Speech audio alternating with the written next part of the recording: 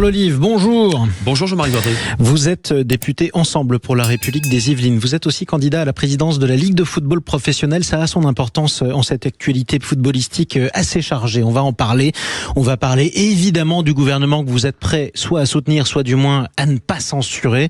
Mais avant ça, malheureusement, on doit revenir sur l'actualité de ce week-end. Elle est tragique, elle est en même temps scandaleuse. Un nouvel acte antisémite qui aurait pu avoir des conséquences absolument dramatiques. L'incendie volontaire par manifestement un militant pro-palestinien de la synagogue de l'Hérault. À qui la faute, Carl Olive ? La faute à une société qui a du mal à retrouver, je dirais, le sens commun et le côté rationnel. J'ai échangé ce matin avec Haïm Corsia. Le grand rabbin de France. Le grand rabbin de France, pour évidemment lui apporter le soutien de la communauté française, parce que quand je vois, moi, aujourd'hui, des synagogues qui sont protégées 24 heures sur 24, et pas simplement depuis ce week-end, Monsieur Bordry, depuis bien des mois, j'ai le cœur qui saigne, de la même manière que lorsque je vois des tags sur la collégiale et c'est arrivé à Poissy. La collégiale de Poissy, je le rappelle, c'est l'église de la ville. Ou que parfois malheureusement des mosquées sont aussi abîmées. C'est pas le sens de notre beau pays. Et ce que je constate, c'est que depuis le 7 octobre dernier, depuis ce pogrom en Israël perpétré par le Hamas, organisation criminelle, malheureusement les Juifs rament à contre-courant dans notre pays. Et c'est eux qui sont les plus souvent visés en ce moment, puisque Gérald Darmanin, le ministre démissionnaire de l'Intérieur, l'a rappelé ce week-end. Les actes antisémites ont triplé depuis le 7 octobre dernier et le déclenchement par le Hamas du pogrom du 7 octobre. Ces actes antisémites ont triplé et aujourd'hui, eh bien, les condoléances ou alors les messages de sympathie ne suffisent plus. Vous parliez d'Haïm Corsia, il s'exprime ce matin dans les pages de nos confrères du Parisien aujourd'hui en France. Il refuse ce qu'il appelle les larmes de crocodile de certains responsables politiques. En clair, il vise la France insoumise. Est-ce que vous le comprenez ou pas ? Bien sûr que je le comprends.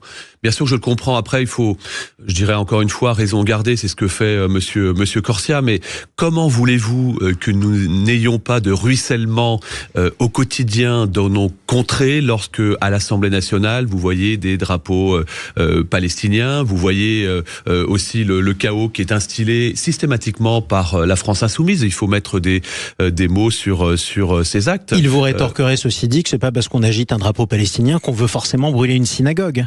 Non, mais c'est pas non plus parce que vous êtes systématiquement en hyperactivité dans la provocation, dans l'antisémitisme qui cache à peine ce nom de la part de ces personnes-là, que ça facilite, je dirais, l'apaisement social, l'apaisement interculturel tel que celui que nous devrions avoir dans notre beau pays. C'est insupportable. Alors je précise malgré tout que les responsables de la France insoumise, Jean-Luc Mélenchon en tête, ont apporté leur soutien à la communauté juive, ont dénoncé cet acte antisémite. Oui, bien sûr. Évidemment. D'ailleurs, ça vous a pas échappé, Monsieur Bordry. Tout le monde s'y est mis. Monsieur Mélenchon donne le là, tout le monde s'y met derrière. Oui. Enfin, les Français qu'auriez-vous dit s'ils ne l'avaient pas fait ? Non, mais comme ils ne l'ont jamais fait, effectivement, aujourd'hui, on est à 72 heures de la nomination d'un Premier ministre. Enfin, ils l'ont fait à demi-mot. Enfin, on va pas tergiverser. C'est inadmissible, c'est insupportable. Et je salue les forces de sécurité de ce pays qui, en moins de 24 heures, ont retrouvé le prétendu coupable. Et j'espère qu'il y aura une punition qui soit à la hauteur de ce crime. Il n'y a pas d'autre mot. Quand on voit qu'il y a une arme à poing, il y a une hache, comme l'a rappelé le ministre de crime, en l'occurrence. Oui, bien sûr. Et puis, que comme l'a dit le ministre de l'Intérieur, chapeau aux forces de sécurité, elles sont là pour nous protéger. Là où d'autres nous disent que la police tue et que d'autres seraient des salopards. Je parle évidemment de la France insoumise. Alors vous parlez de la France insoumise, parlons-en aussi en des termes plus politiques. On attend aujourd'hui la fin des consultations à l'Élysée par Emmanuel Macron, qui doit recevoir le Rassemblement national et ses alliés avant de prendre la parole, de s'exprimer devant les Français et pourquoi pas de nous dire enfin qui sera le prochain Premier ministre.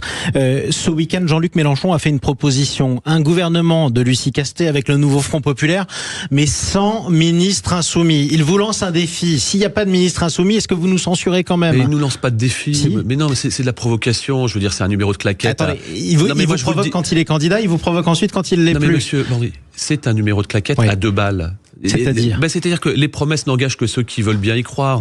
Et c'est certainement pas nous prendre... Enfin, c'est vraiment nous prendre pour des imbéciles, encore une fois. Mais c'est bien joué. Donc, est-ce que vous censurerez un gouvernement NFP s'il n'y a pas de ministre insoumis? Mais c'est pas le sujet, encore une fois. Si, c'est le sujet, c'est la question. Non, mais moi, je vais vous donner ma réponse, M. Bordry. Ce n'est pas parce que il y aura pas de LFI dans le poulailler que Jean-Luc Mélenchon ne sera pas à la plume. Parce que je disais ce week-end, je regardais, c'est pas une histoire simplement de personnes, je regarde le programme de Monsieur Mélenchon et de son orchestre.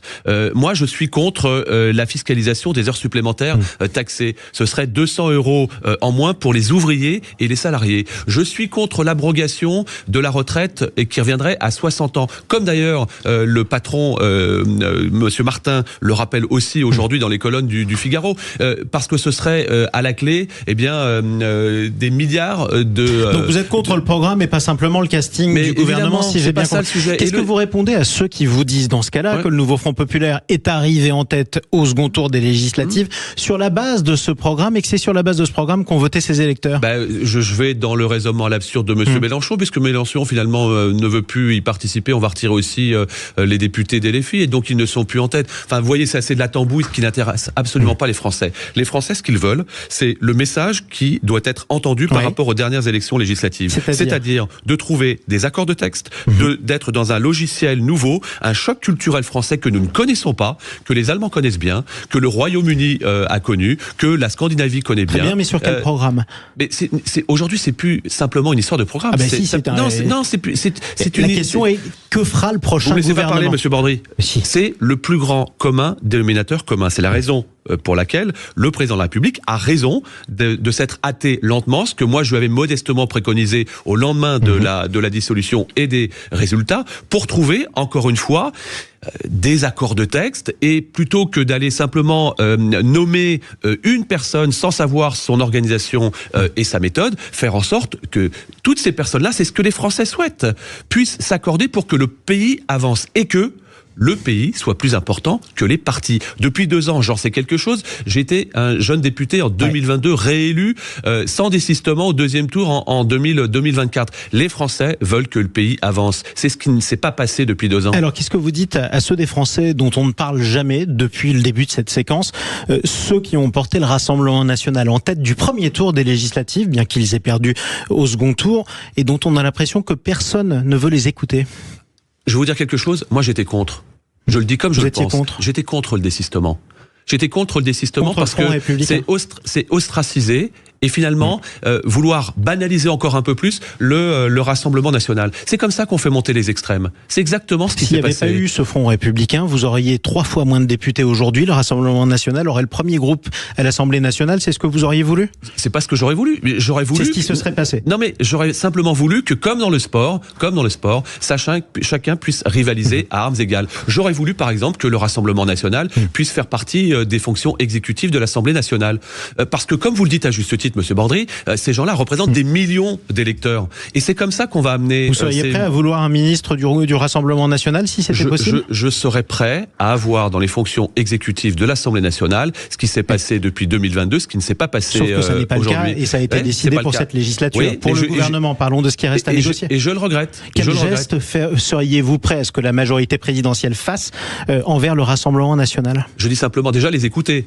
Et en l'occurrence, je salue... Qu'est-ce qui va se passer aujourd'hui? Je salue l'initiative du président de la République qui, pour le coup, à la différence de ce qui s'est passé à l'Assemblée, va recevoir Madame Le Pen aujourd'hui pour pouvoir l'entendre. Enfin, si vous lisez la presse aujourd'hui, ils y vont par politesse parce qu'ils ne s'attendent pas à être entendus. En tout cas, je vous renvoie à la même chose que vous me disiez tout à l'heure. Qu'est-ce qu'on n'aurait pas dit si jamais il n'avait pas été reçu par le président de la République, le Rassemblement national? Tant mieux qu'il soit reçu par le président de la République et qu'ils disent au président de la République en face ce qu'ils ont à lui dire. Parlons maintenant de votre camp à vous, votre parti en particulier, Ensemble pour la République, ou alors Renaissance d'ailleurs, on ne sait plus trop comment il s'appelle, il change souvent de nom. Quoi qu'il en soit, quelle candidature soutenez-vous pour la présidence de ce parti? L'ancienne première ministre Elisabeth Borne a déposé sa candidature ce week-end. Est-ce que vous voterez pour elle? D'abord, il faut écouter les uns et les autres. Il y aura peut-être d'autres candidats. Ce que je souhaite, je pense qu'au-delà, encore une fois, de personnes, c'est aussi une histoire de projet. Et surtout, c'est bien faire comprendre aux Français que le message, on l'a entendu et que nous ne sommes plus en majorité absolue. J'aurai à entendre tous les projets qui seront sur place. Oui, bien sûr. Bon, parlons maintenant de votre candidature personnelle. J'ai une question à vous poser, Carl Olive. Où souhaitez-vous être dans 3 mois? Au ministère des Sports ou à la présidence de la Ligue de football professionnel? Non, mais faut arrêter avec ça. C'est pas une question, encore une fois, de ministère des Sports, de présidence de... Vous êtes candidat à l'une? Non, mais Et on vous prête une candidature à l'autre? Non, mais le sujet, je suis candidat à rien du tout. Simplement, comme je dis, le fruit tombera de l'arbre quand il sera mûr. Vous êtes candidat à la présidence de la Ligue de football professionnel. C'est un fait. Quel projet voulez-vous porter? Vous me laissez pas terminer, monsieur Baudry. Non, le sujet, c'est pas ça le sujet. Le sujet, c'est quand vous me dites où vous serez, je pense que notre pays, aujourd'hui, il a besoin d'avancer. Que le pays soit plus important que le parti. La Ligue de football professionnelle, elle a besoin finalement de se reconstruire. Et c'est ça le vrai sujet. Je suis pas. Vous me dites que je suis candidat à la présidence. Je suis déjà candidat pour être membre du conseil d'administration proposé par la Fédération française de football, en attente, comme 6 autres collègues, de 2 parrainages. L'un des acteurs du football, l'autre de foot unique. Donc ce n'est pas encore définitif et ce n'est pas encore sûr. Bien sûr. Ça veut dire simplement ce que je constate, c'est que le football professionnel aujourd'hui va mal, est en danger, qu'il faut encore une fois se poser les bonnes questions, qu'il faut arrêter, je pense, de faire Philippe Noiret dans le vieux fusil, c'est-à-dire de tirer à boulet rouge sur DAZN d'un côté et sur beIN de l'autre, parce que si ces 2 acteurs n'étaient pas là aujourd'hui, ce sont les deux diffuseurs, ceux qui ont choisi, ceux qui diffusent les matchs. Alors on peut rappeler ce qui s'est passé ce week-end, des incidents en Ligue 2. Les supporters dénoncent les matchs le vendredi, le foot c'est le week-end, c'est ce que tout le monde a dit, en tout cas dans les stades. Des incidents aussi en Ligue 1, puisque simplement un certain nombre de dizaines de milliers de supporters décident de regarder les matchs par piratage pour ne pas avoir à payer un abonnement exorbitant. Et ça c'est inadmissible. Ouais. Et là certainement, ils vous expliqueront que 50 € par mois c'est trop cher. Oui.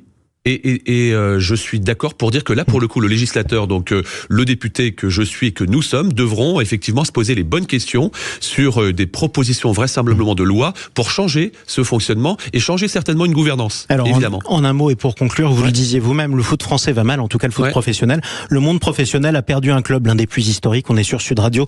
Ce sont les Girondins de Bordeaux. Un autre club, manifestement, à plusieurs millions d'euros de déficit, c'est Montpellier. Un grand club français, l'Olympique Lyonnais, a eu quelques problèmes de trésorerie il y a quelques semaines. Est-ce qu'on va au-devant d'un crash ? Je pense que si on se pose pas les bonnes questions, oui, c'est possible. Et je pense que si on ne reprend pas attache avec le partenaire historique qui est Canal+, ce sera de plus en plus compliqué. La vérité, c'est que je pense que nous avons été dans une bulle pendant des années parce que c'était le choix des diffuseurs d'être en exclusivité. L'exclusivité n'avait pas de prix, sauf qu'aujourd'hui c'est pas le cas. Aujourd'hui, on paie le prix d'un championnat qui est le championnat de Ligue 1, qui est pas forcément à la hauteur de ce que souhaitaient en tout cas de ce que donnaient les partenaires historique. Donc vous appelez la Ligue à retendre la main vers Canal+. Je pense que à court, moyen terme, il faudra reprendre la main avec Canal+, sans pour autant couper celle que nous offre aujourd'hui beIN comme DAZN. Je pense qu'abondance de biens ne nuit pas. Et que c'est bien de temps en temps de travailler ensemble, parce que seul on va plus vite et qu'ensemble on va plus loin. Eh bien on verra si ça se passe aussi bien au gouvernement qu'à la Ligue de football professionnel. C'est un autre sport. Merci beaucoup Carl Olive pour cette interview sportive d'ailleurs. Je le rappelle, député Ensemble pour la République du département des Yvelines. À bientôt sur Sud Radio. À bientôt Jean-Marie Desborderies. Et à suivre. Et bons Jeux paralympiques. Merci beaucoup. On en reparlera d'ailleurs toute la journée sur Sud Radio, notamment avec Maxime Trollo et Benjamin Glaise entre midi et 13h dans les débats de l'été. À suivre un petit peu de tourisme, c'est quand même la fin des vacances. Les plus beaux détours de France, c'est dans un instant.